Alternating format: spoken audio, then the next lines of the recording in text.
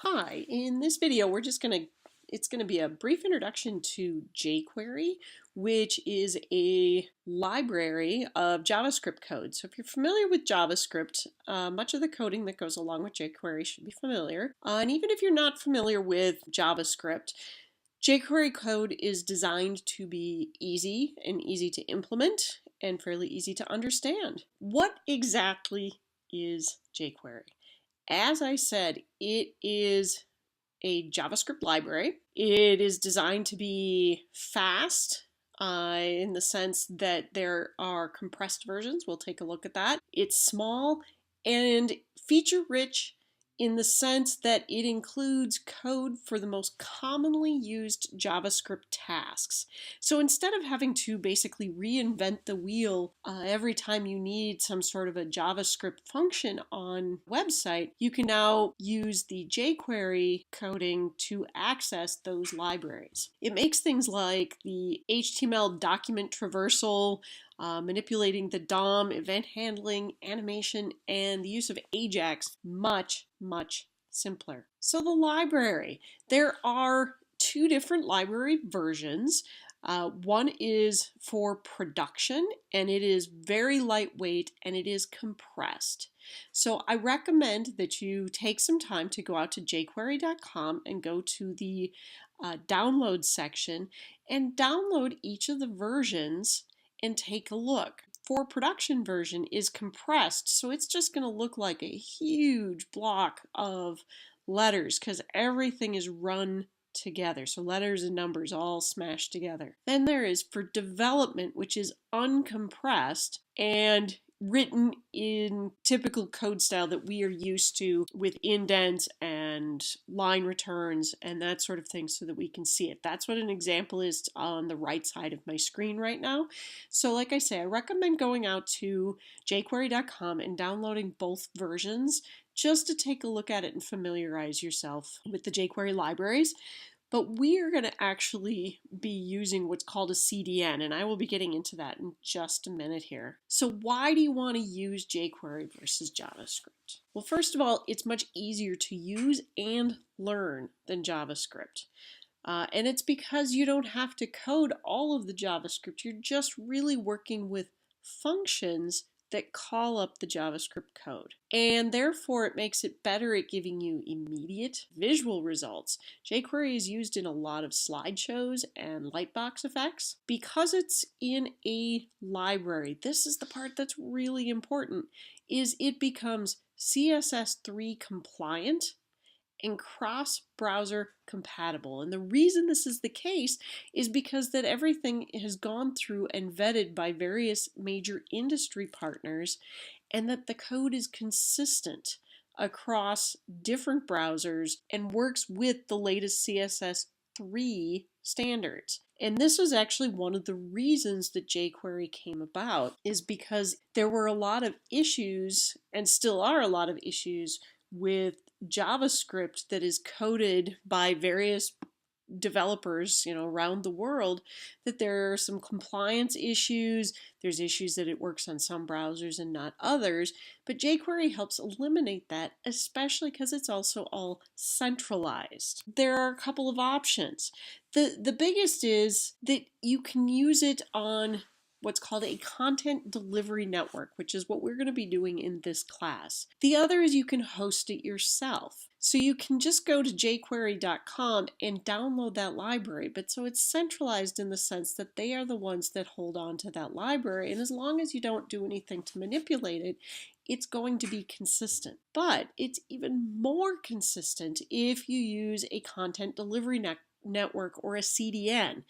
And what that is major industry partners like IBM, Google, Microsoft, they have all decided to host these libraries so that you can actually just use a URL and include it in your web document to reference this. The advantage of doing it this way is that the code could load that much faster because there's high likelihood that a web visitor has already visited a website that's utilizing this particular script, which means it's probably cached within their local memory on their computer. And this means that it doesn't have to go and re-download it from the server, therefore making the delivery of that code and the effects that much faster. So how do we use jQuery? So here's what I'm referring to when we talk about working with it local or through a CDN.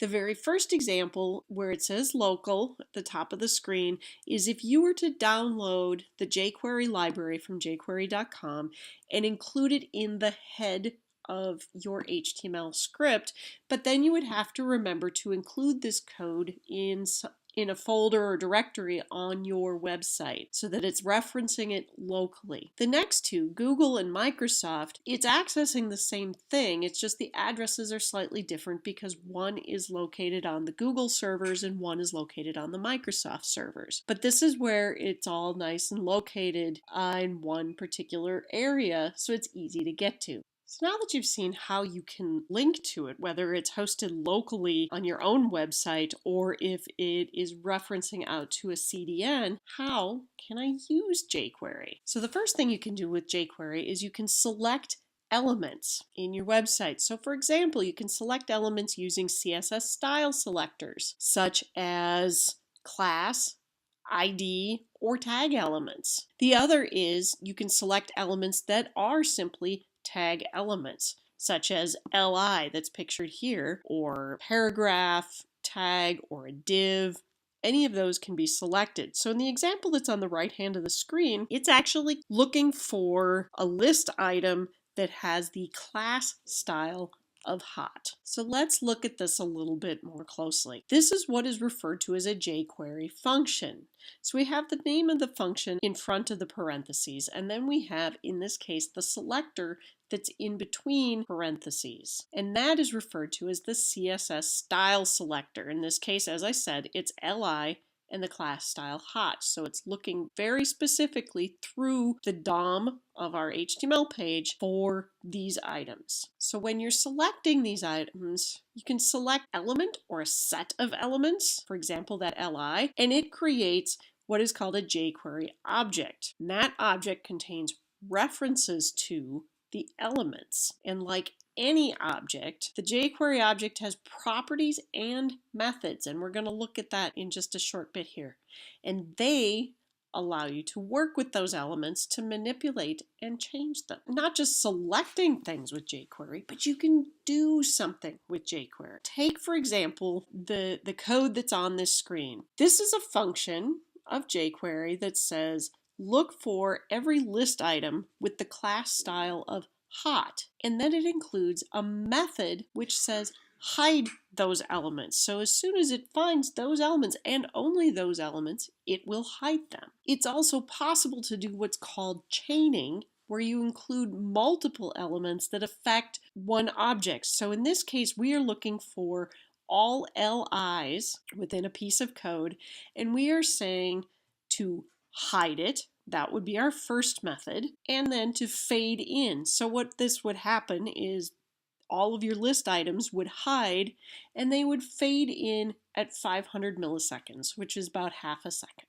So with jQuery, you can select or find elements, which we just looked at, but then you can go ahead and update their content, size, or visibility, and it also simplifies event handling. So let's look at this as our first jQuery. One of the things that's really important to consider is where the jQuery gets placed within your HTML document. It could run really pretty much anywhere within the document, but the best place and the most standard location for it is located between your head tags before the HTML on your page even runs. But most of the time you don't want your jQuery code to actually execute until the full HTML page is loaded, because it's going to affect the items on that page.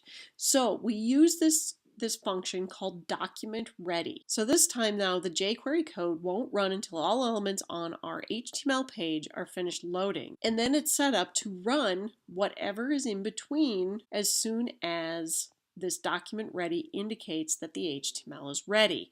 And there are examples of this on the class site as part of this week's lab. So now that you're familiar with what document ready is, we need something to put inside of it. What we will be using here are called functions. And a function is made up of three parts. There's the function keyword, which is what we now name that function. Any inputs the function takes, which is the stuff that goes between the parentheses, and they're separated by commas if there's more than one, and whatever actions the function should perform. So let's take a look at our document ready function. So the first thing we have is the jQuery object. This is the object in this case, because it's called document, it includes the entire page. But for example, in the earlier parts of this video, you saw li or li in the class style hot. This would be the object in this particular function. Then we move on to the method, which in this case, because it's .ready, it's looking to see if the page has loaded, and this .ready can be replaced with any number of other things. That was like the other example we looked at that said .hide. So in that case, it would be li class style hot, and then it would hide as soon as it finds it. Well, in this case, it's saying that is our document. This is going to affect the entire page, and when it's ready, execute the function. In this case, it says function, and you would add the function in where I've indicated here with orange, and that's the actual action that takes place once the other pieces, the object and the method, have taken place. So let's take a look at what our document ready function looks like within the context of an HTML page. As you can see here, it's located between the head tags, and you see where we called out, in this case, to the Google CDN jQuery library, and then we run the document ready function. Then there would be some sort of function included in between it that would affect the code that happens between the body tags. And you're going to be getting lots of practice in working with this in the various labs that we have for this week. Are you ready for more? If that's the case, please continue on with the lab, continue reading on, look at the examples, and explore some of the fun stuff that you can do with jQuery.